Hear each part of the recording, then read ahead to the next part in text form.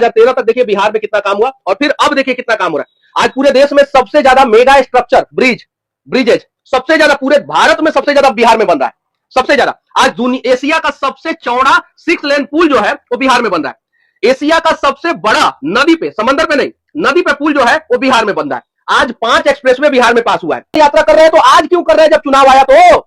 आज के पहले कहां मर गए थे कन्हैया कुमार? क्यों नहीं आए, क्यों नहीं बात किए, क्यों नहीं रेलवे स्टेशन पे चले? 1990 में जब एलपीजी आया, जब भारत में औद्योगिक क्रांति हो रही थी, विदेशी कंपनियां भारत में आके इन्वेस्टमेंट कर रही थी, तो बिहार में किडनैपिंग हो रहा था। अब भादो का मेढक है, जो चुनाव आता है तो टरटराना शुरू कर देते हैं। नौवा फेल तेजस्वी यादव कन्हैया कुमार को लाइक नहीं करते हैं। मनीष कश्यप एक अवसरवादी व्यक्ति है।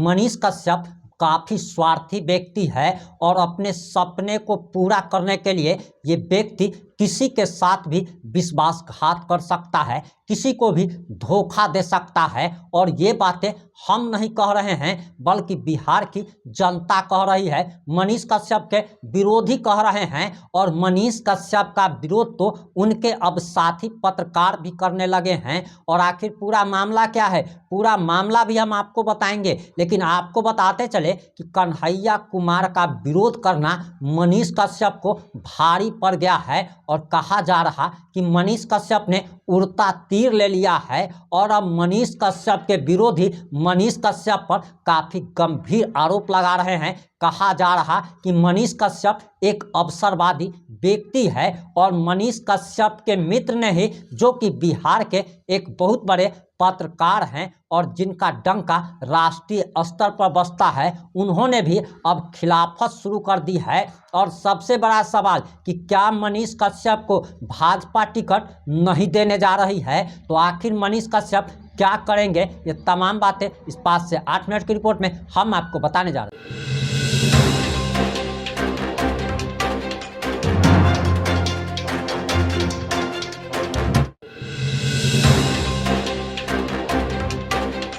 नमस्कार, मैं प्रिंस कुमार सिंह और आप देख रहे हैं पॉजिटिव इंडिया। अगर अभी तक आपने चैनल को सब्सक्राइब नहीं किया है तो खबरों से अपडेट रहने के लिए कृपया चैनल को सब्सक्राइब कर लीजिए। और जो लोग भी ऑलरेडी कर चुके हैं उन तमाम लोगों को सहृदय धन्यवाद। अब वापस आते हैं अपनी खबर पर और आपको बताते चले कि कन्हैया कुमार का विरोध करना मनीष कश्यप को भारी पड़ गया है और मनीष कश्यप के अपने लोग ही मनीष कश्यप का विरोध करने लगे हैं। और आप सभी जनता जंक्शन चैनल को जरूर जानते होंगे और जनता जंक्शन के प्रशांत कुमार राय ने साफ तौर पर खुलेआम सोशल मीडिया पर मनीष कश्यप को अवसरवादी नेता बता दिया है। लोग ये कह रहे हैं कि जिस संजय जायसवाल के बारे में ये परिवारवाद की बात कर रहे थे, कह रहे थे कि इन्होंने किसी प्रकार का कोई काम पिछले 10 से 15 सालों में नहीं किया है, अब वही का उसी व्यक्ति का ये चाटुकारिता कर रहे हैं, चरण बंदन कर रहे हैं। जिस भाजपा का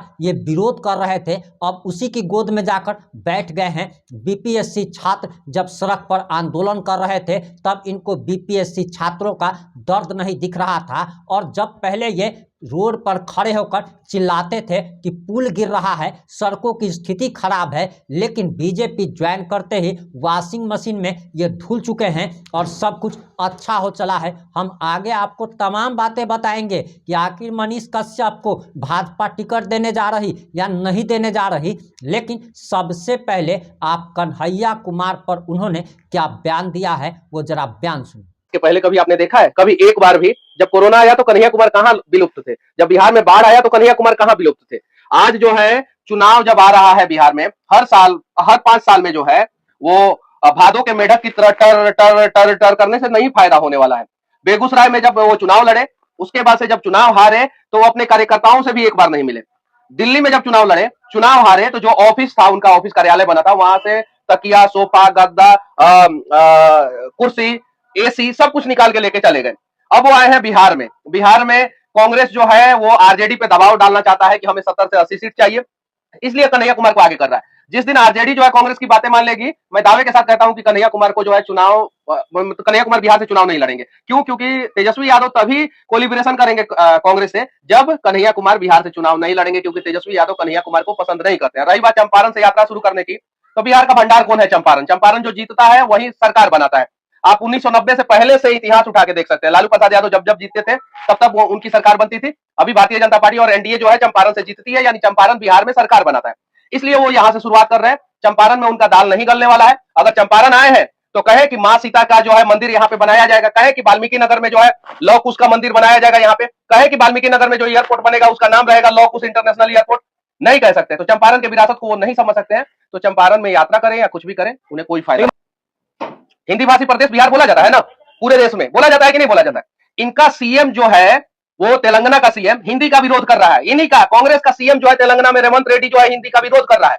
अब जरा बताइए कि जो आदमी हिंदी का विरोध कर रहा है उस राज्य में उसी पार्टी का नेता आके जो है कह रहा है कन्हैया कुमार को हिम्मत है तो एमके स्टालिन का विरोध करके दिखाए जो हिंदी का विरोध किया है, जो रुपया का सिंबल चेंज कर दिए हैं। रुपया का सिंबल चेंज हुआ है ना, नहीं करेंगे। ये लोग सिर्फ और सिर्फ बिहार को लूटना जानते हैं। राहुल गांधी को हिम्मत है तो एक बार बोले कि नहीं हिंदी का भी सम्मान, हम बोल रहे हैं, हम खुल के बोल रहे हैं, तमिल का सम्मान जो है पूरे देश में होना चाहिए, तेलुगु का सम्मान पूरे देश में होना चाहिए और हिंदी का भी सम्मान पूरे देश में होना चाहिए। सिर्फ इतना बात कन्हैया कुमार कह के दिखा दे, सिर्फ इतना बात राहुल गांधी कह के दिखा दे। ये लोग जो है बिहारी को जो है जगह जगह पे अपमानित करने का प्रयास करते हैं। एमके स्टालिन के राज्य में क्या हुआ था सबको पता है, सबको पता है। एक शब्द कन्हैया कुमार नहीं बोले बिहार के मजदूरों के लिए, जब तेजस्वी यादव की सरकार थी तो एक शब्द नहीं बोले। आज हिंदी भाषी प्रदेश के लोगों का अपमान किया जा रहा है, हिंदी का अपमान किया जा रहा है और कन्हैया कुमार एक शब्द जो है एमके स्टालिन को नहीं बोल रहे हैं। हम बोल रहे हैं उर्दू का भी सम्मान होना चाहिए, संस्कृत का भी, हिंदी का भी, तेलुगु का भी, तमिल का भी, मराठी का भी, मलयालम का भी, गुजराती का भी, देश के हर एक भाषा का सम्मान होना चाहिए। सिर्फ इतना राहुल गांधी बोल के दिखा दे। आए हैं चंपारण में, कन्हैया कुमार सिर्फ इतना बोल के दिखा दे, नहीं बोलेंगे, मुझे पता है, क्योंकि ये लोग बिहार से नफरत करते हैं, बिहारी से नफरत करते हैं। अगर बिहारी से नफरत नहीं करते तो पलायन वाला राज जो है लालू प्रसाद यादव के रीजन में बनना शुरू हुआ। काहे नहीं बोलते हैं एक सब कन्हैया कुमार तेजस्वी यादव के ऊपर और लालू प्रसाद यादव के चारा घोटाला और अलकतरा घोटाला के ऊपर? ये लोग बिहार से नफरत करते हैं। 20 साल से 2013 तक हम भारतीय जनता पार्टी जो है और जदयू एक साथ थे। 2013 से लेकर 2024 तक बिहार में जो है अनस्टेबल सरकार रही। 2013 में नीतीश कुमार जी जो है मोदी जी को जब गोवा अधिवेशन में प्रधानमंत्री कैंडिडेट के रूप में प्रस्तुत किया गया तो उस समय जो है अलग हो गए। उसके बाद से 2015 में तेजस्वी यादव के साथ 2017 तक सरकार चली, फिर भारतीय जनता पार्टी के साथ आई, फिर 20 में भारतीय जनता पार्टी और जदयू जीती और 2022 में जो है सरकार बदल गई। किसकी गलती? किसकी गलती? देखिए इसमें गलती जो है कहीं नहीं तो कहीं राजनीतिक परिदृश्य का था, गलती हुआ। और आपको लगता है इसमें बीजेपी की भी गलती है? नहीं, बीजेपी की गलती नहीं है। अगर भारतीय जनता पार्टी हमेशा चाहती है कि स्टेबल गवर्नमेंट हो और जब स्टेबल गवर्नमेंट होता है तो काम होता है। अब 2013 तक देखिए बिहार में कितना काम हुआ और फिर अब देखिए कितना काम हो रहा है। आज पूरे देश में सबसे ज्यादा मेगा स्ट्रक्चर ब्रिजेज सबसे ज्यादा पूरे भारत में सबसे ज्यादा बिहार में बन रहा है, सबसे ज्यादा। आज एशिया का सबसे चौड़ा 6 लेन पुल जो है वो बिहार में बन रहा है। एशिया का सबसे बड़ा नदी पे, समंदर पे नहीं, नदी पे पुल जो है वो बिहार में बन रहा है। आज 5 एक्सप्रेसवे बिहार में पास हुआ है। तो बिहार का इंफ्रास्ट्रक्चर मजबूत करने का प्रयास जो है केंद्र सरकार कर रहा है और धीरे धीरे ये पलायन भी रुक जाएगा। हालांकि पलायन एक बहुत बड़ी समस्या है। 9 से ज्यादा ब्राउनफील्ड एयरपोर्ट बनने वाला है, ग्रीनफील्ड एयरपोर्ट बन रहा है यहाँ पे। पूर्णिया वाला एयरपोर्ट जो है चुनाव से पहले चालू हो जाएगा। पटना में मेट्रो का काम चालू है। आप देखिए सहरसा, सुपौल और ये सब कोसी एरिया को जोड़ने के लिए जो है 13 किलोमीटर लंबा पुल बन रहा है अभी बिहार में। तो ये सारी चीजें हैं। रातों रात लालू का पाप जो है रातों रात नहीं धुल जाएगा। 1990 में जब एलपीजी आया, जब भारत में औद्योगिक क्रांति हो रही थी, विदेशी कंपनियां भारत में आके इन्वेस्टमेंट कर रही थी, तो बिहार में किडनैपिंग हो रहा था।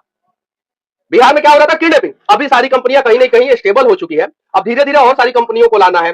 जैसे मारुति का बहुत सारा प्लांट है, टाटा का प्लांट है, महिंद्रा का प्लांट है, ये सारी कंपनियों को लाना है। तो कंपनियां कब आएगी? जब देखेगी इस स्टेट में स्टेबल गवर्नमेंट है। स्टेबल गवर्नमेंट जब हम देंगे तो कंपनियां आएगी। 2025 में एनडीए की सरकार बनेगी। कंपनियां जो है देखेगी कि हाँ बिहार में स्टेबल गवर्नमेंट है और वो ऑटोमेटिक आएगी। फिर बिहार का पलायन रुकेगा। जनसंख्या नियंत्रण पे कन्हैया कुमार बात करें। बिहार का डेंसिटी जो है, पॉपुलेशन डेंसिटी बहुत बढ़ गया है। एक बार बोले कन्हैया कुमार जनसंख्या नियंत्रण पे कुछ बोल के दिखाए, नहीं बोलेंगे। जनसंख्या प्रॉब्लम है ना बिहार का, है कि नहीं है? पॉपुलेशन डेंसिटी बहुत ज्यादा बढ़ गया, तो उस पर बोल के दिखाए, नहीं बोलेंगे। ये लोग जो है भादों का मेढक है, जो चुनाव आता है तो टराना शुरू कर देते हैं और चुनाव खत्म हो जाता है तो अपने कार्यालय से ही तकिया, गद्दा, कुर्सी सब लेके भाग जाते हैं। नौवा फेल तेजस्वी यादव कन्हैया कुमार को लाइक नहीं करते हैं, ठीक है, और कन्हैया कुमार जो है तेजस्वी यादव को लाइक नहीं करते हैं। इन दोनों में 36 का आंकड़ा है। आप जाके किसी से भी पूछ लीजिएगा, किसी से भी। लालू प्रसाद यादव नहीं चाहते हैं कि कन्हैया आगे बढ़े, कन्हैया नहीं चाहते हैं कि तेजस्वी आगे बढ़े। ये लोगों का गठबंधन जो है ना वो ज्यादा दिन तक नहीं टिकने वाला है। आपने मनीष कश्यप का बयान सुन लिया होगा।